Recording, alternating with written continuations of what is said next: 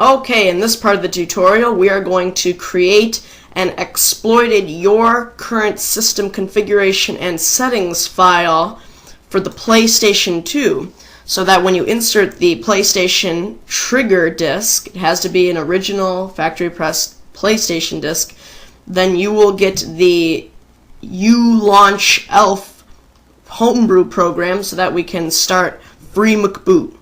The first step is to open ID-Get. So you're just going to click on it there, and then you're going to choose the CD drive that your PlayStation disc is inserted in, and then all you have to do is press Get. It'll tell you the ID of the CD you have inserted is SUS 944.92.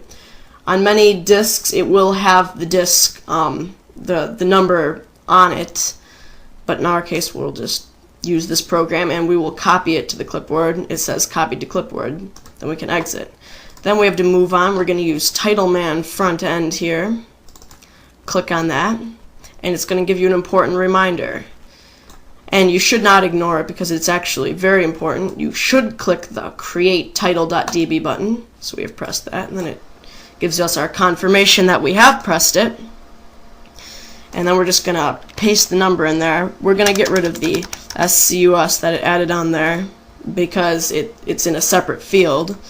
Then you're just going to press Add Exec. And then we're done with that. Now we go into our PlayStation 2 Save Builder. So we're just going to click on that here. We're going to open the file that well, not the file we created. We're not going to open that yet. We're going to get that exploit.max file and click on it. And since it has to have some identification, you're going to type in bdata system.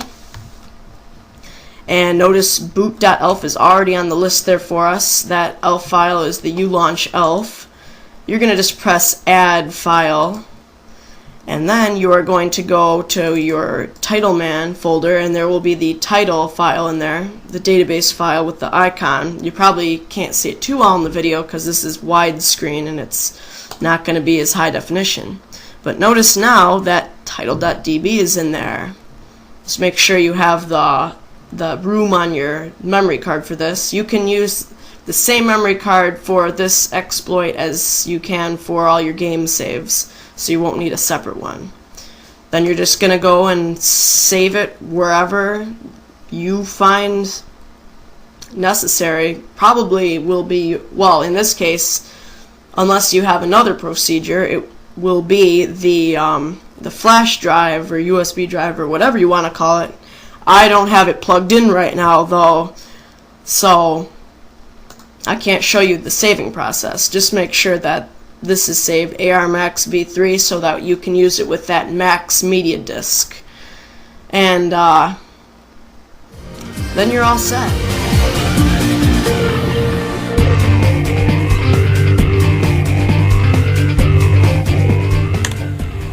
So now we have the exploited save file. We want to get it from that thumb drive onto a memory card.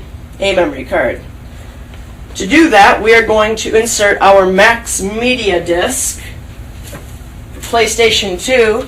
I have the unit on its side because the disk will fall out if I have it upright.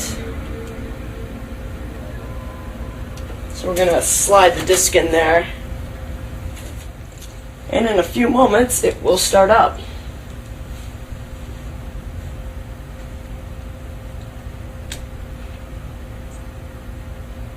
Notice in the picture it's blue back, and even though the disc doesn't really have a blue back on it, it's because blue back PlayStation 2 discs are generally CDs as opposed to DVDs. Although this is that exception, it is not a miniature DVD like GameCube games. It is just a small CD for PlayStation 2 because it's a small program. Now your primary device, you're going to click on that picture of a PlayStation Portable. You can also plug in a PlayStation Portable into that USB slot. In a few seconds on that, it's going to read new file. Before we get to that though, you're going to want to go here and go to that Your Current System Configuration Settings file. We're going to check it, and you want to delete it if you haven't already. Then you're going to want to go into your, I guess under here it comes up as Max Drive. And after that loads up, it'll be New File. You're going to want to check mark it, and then you're going to scroll down on those options on the right there to uncrush. It looks like it isn't focusing here too well. It'll ask you, are you sure you want to uncrush these files? You're going to scroll to Yes, and click X to confirm that. Now if you look on here, your new file comes up on there.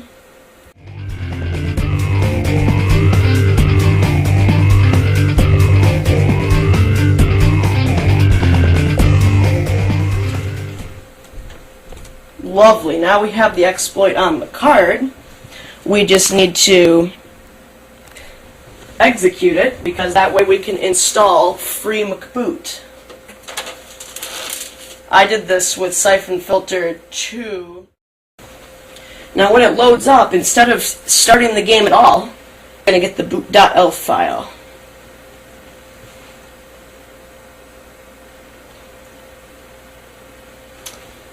And then you're going to want to press select. This is an old version of the launch elf file, but it doesn't really matter because we can always change that. And you probably can't see this, the camera is kind of out of focus, but I'm scrolling down to mass here on the list, and we have freemcboot.elf. And you can launch any other elf file that's executable linking file, which is like the exe equivalent on PlayStation 2. So you're just going to click, then you're going to go and press OK. Now all you gotta do is press O, and it'll say launching, and then free McBoot. We're just gonna go up there to install. It asks you now, this will install free McBoot on memory card 1. Continue. We're gonna say OK. This is assuming that you have the free McBoot in all files and stuff that you downloaded with it, and that's all on the thumb drive that's selected from the list. It'll say it has been successfully installed, and you're going to say OK, and then you're all set. And now we are going to start the system.